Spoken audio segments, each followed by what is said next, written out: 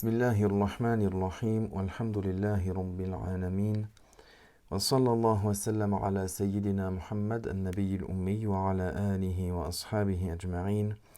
اللهم علمنا ما ينفعنا وانفعنا بما علمتنا وزدنا علما نافعا يا كريم.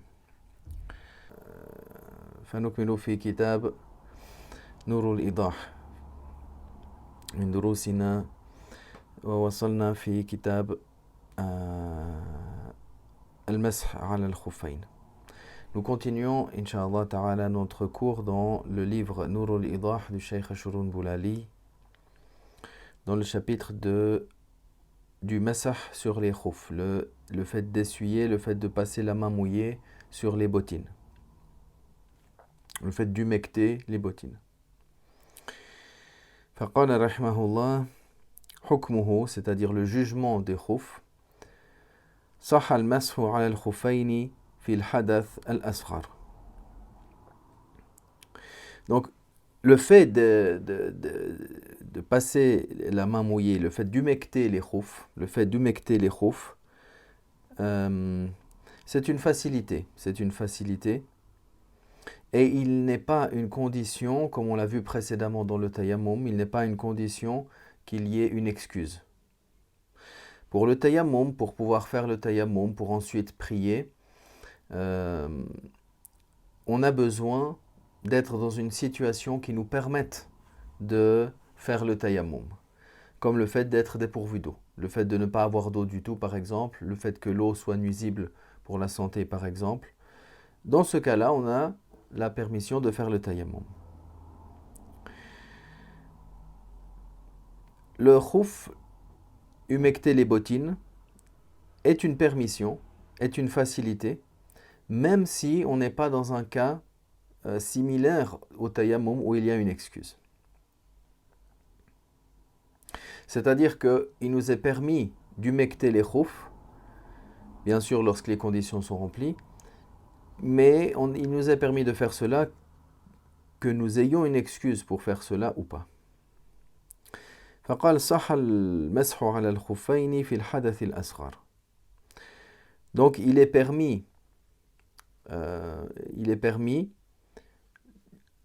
d'humecter sur les bottines pour celui qui est dans un état d'impureté rituel mineur, c'est-à-dire un hadath mineur. Celui qui n'a pas le wudu, par exemple, lui, il peut humecter les bottines dès lors qu'elles remplissent les conditions. Les rijali wa nisa, sans distinction, que cela soit l'homme ou la femme, c'est permis. ولو كان من شيء ثخين غير الجلد سواء كان لهما نعل من جلد أو لا. Maintenant, il donne le jugement. Est-ce que, du point de vue des conditions du khuf, est-ce que c'est une condition qu'elles soient en cuir ou pas? Alors il dit, même si elles étaient par quelque chose de très épais, comme une laine qui est épaisse, qui est tissée entre elles, même si elles n'étaient pas faites de cuir, c'est-à-dire qu'elles soient faites de cuir ou qu'elles soient seulement en laine, du moment où elle est épaisse et qu'elle remplit les autres conditions qui vont être citées, alors on peut humecter dessus. Qu'elle ait une semelle en cuir ou pas. Alors en réalité ici le Cheikh Ashurun Boulali rahimahullah, il est en train de mentionner l'avis des deux compagnons, l'imam Abu Yusuf rahimahullah et l'imam Muhammad rahimahullah. C'est-à-dire que ce que l'on trouve dans les résumés des savants hanafites, c'est que l'imam Abu Hanifa, ce qui est rapporté de ses enseignements, de ses écrits, et ce que l'on trouve dans les livres des résumés, les moutoun dans le fiqh hanafi, c'est que pour que l'humectage sur les khuf soit valable, il faut qu'il soit fait de cuir, soit entièrement de cuir, soit la semelle soit au minimum en cuir. Alors pourquoi ici le Cheikh Ashurun Boulali rahimahullah, il mentionne que du moment où elles sont épaisses, qu'elles soient faites de cuir ou pas, que la semelle soit en cuir ou pas, c'est valable. Parce que l'imam Abu Hanifa, rahimahullah, dans, dans la maladie qui a précédé sa mort, il est revenu à la vie que du moment où c'est épais, même s'il n'est pas composé de cuir ou que la semelle soit en cuir, c'est valable de faire, c'est-à-dire lui-même a appliqué cela. C'est-à-dire lui-même, il a essuyé sur des chaussettes qui étaient très épaisses. C'est-à-dire, on dit qu'il est revenu à la vie des deux compagnons. C'est-à-dire, il est revenu à la vie qui est le même que ses compagnons avaient. Mais dans l'ensemble des moutounes, ce que l'on trouve, c'est que l'imam Abu Hanifa, pour lui, ce n'est pas valable, contrairement à ses deux élèves. Mais la fatwa, c'est la fatwa des deux compagnons. Pour cela, le cheikh Shurun Boulali l'a mentionné. Et comme on l'a dit également, l'imam Abu Hanifa, à la fin de sa vie, dans la maladie qui a précédé sa mort, alors il est revenu à cet avis-là. C'est-à-dire il a eu un nouvel ijtihad, un nouvel effort, et il est arrivé également à la permission. قال ويشترط لجواز المسح على الخفين 7 شرائط. Maintenant, il mentionne 7 conditions pour que l'humectage sur les khuf, sur les bottines, soit valable. الأول لبسهما بعد غسل الرجلين ولو قبل كمال الوضوء إذا أتمه قبل حصول ناقض للوضوء. Alors, la première des conditions, c'est le fait d'avoir mis les bottines après avoir lavé les pieds. Selon l'imam Abu Hanifa, comme on l'a vu, l'ordre dans les membres à laver du wudu n'est pas un pilier. Ce n'est pas une obligation, ce n'est pas un pilier, ce n'est pas un devoir. Bien sûr, la sunna nous demande de commencer par le visage et de terminer par les pieds. Mais selon l'imam Abu Hanifa, admettons qu'il avait lavé les pieds en premier, puis après il a lavé le visage, lavé les mains jusqu'au coude, humecté la tête, alors c'est valable. Mais c'est contraire à la sunna. Donc maintenant, dans ce cas de figure-là, qu'est-ce qu'il mentionne comme condition? D'avoir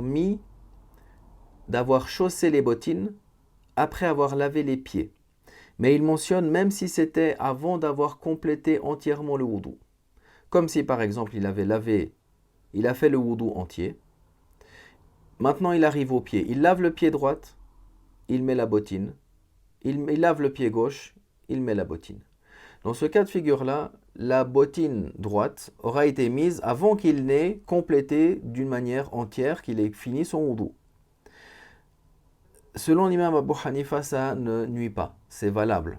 C'est valable. La condition est que c'est qu'il ait complété le wudu ou qu'il ait terminé le wudu avant que, même s'il avait mis les bottines avant de compléter le wudu entièrement, la condition est qu'il complète les autres membres du wudu avant qu'il n'arrive quelque chose qui l'annule. C'est ça la condition. والثاني سترهما للكعبين. La deuxième des conditions, c'est qu'il couvre tout le pied jusqu'aux chevilles incluses. والثالث إمكان متابعة المشي فيهما يعني بحيث لا ينقطع. وقال بعضهم المسافة هي فرسخ. نعم. Donc, parmi les conditions également, qu'il puisse marcher avec. Qu'il puisse marcher avec. لذلك قال فلا يجوز على خف من زجاج أو خشب أو حديد. Qu'on puisse marcher avec, de sorte qu'ils ne vont pas se casser ou ils ne vont pas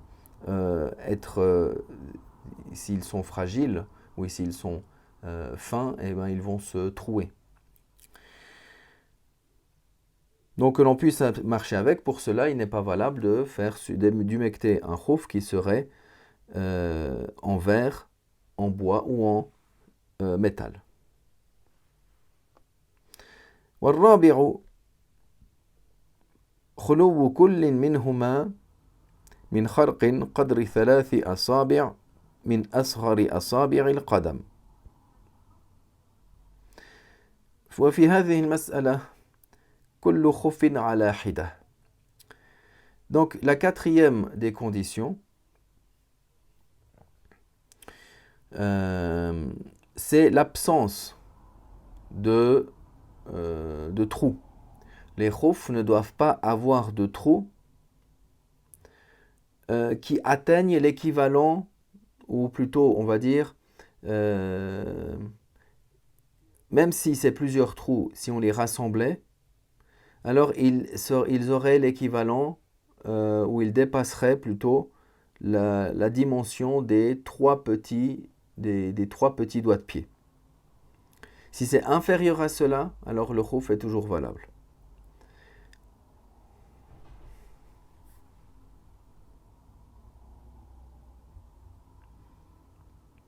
Donc si la personne a sur son khouf des trous de sorte que il atteigne ces trous-là, même cumulés, atteignent l'équivalent de trois petits doigts, des doigts de pied, des trois plus petits doigts donc, des doigts de pied, alors le khouf n'est plus valable.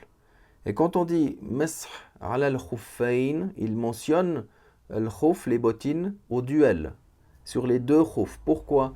Parce qu'il n'est pas valable de laver un pied et d'humecter sur le khouf sur un autre pied, sur le khouf qui est sur l'autre pied. Soit on lave les deux pieds, soit on peut faire le khouf mais sur les deux bottines. C'est pas, on va pas faire un pied on le lave et un pied on humecte sur le dessus. Et chaque trou, il est par rapport, quand on dit on regroupe les trous les uns les autres, par rapport à un khouf lui-même. C'est-à-dire s'il y a, par exemple, il y a deux trous sur chacun des deux khoufs. Et ces deux trous sont équivalents à deux petits doigts, des petits doigts de pied. Deux petits doigts, l'équivalent de deux petits doigts du petit doigt de pied sur le khouf gauche, et également sur le khouf droite. Est-ce qu'on rassemble? Dans cette question-là, on ne rassemble pas les deux. On considère chaque khouf indépendant l'un de l'autre. Mais s'il y a plusieurs trous sur un khouf, un seul et même khouf, alors on réunit, on estime, est-ce que l'équivalent de ces trous réunis atteint l'équivalent de la taille de trois petits doigts des petits doigts de pied? Si oui, alors le khouf n'est plus valable. Essuyer sur le khouf, humecter le khouf n'est plus valable. الخامس استمساكهما على الرجلين من غير شد.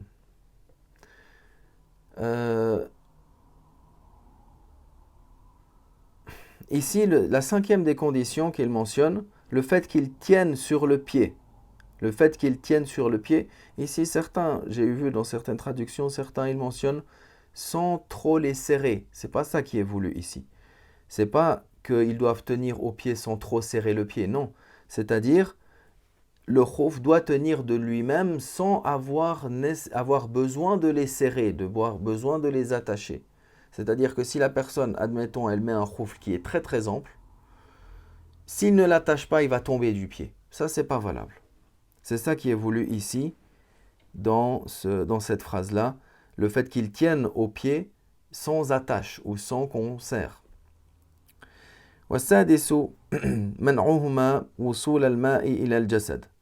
Également, parmi les conditions du khouf, c'est qu'il empêche l'eau de parvenir à l'intérieur. Quelle est la considération de cela? Lorsqu'on va humecter le khouf, ce n'est pas le fait de plonger le pied dans l'eau, c'est le fait de humecter la main, le fait de passer la main mouillée, le fait de passer la main sous l'eau. Puis ensuite, lorsqu'on va humecter sur le khouf, alors si cette humidité-là, elle parvient à l'intérieur, c'est pas valable. Donc quand on parlait de quelque chose qui est épais, des chaussettes qui sont très épaisses, c'est valable. Mais des chaussettes qui sont fines, comme les chaussettes que l'on trouve et que l'on porte la plupart de nos jours, ça, c'est pas valable. Et ces chaussettes-là, les chaussettes fines, il n'y a aucune des quatre écoles qui permet l'utilisation du khouf sur ces chaussettes qui sont très fines.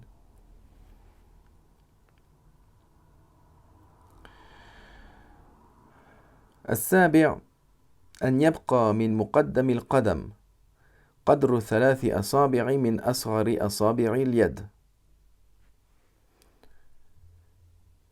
Maintenant, c'est le cas, ici il mentionne le cas de figure dans le cas où la personne elle a l'avant du pied qui est manquante, elle a l'avant du pied qui serait amputé.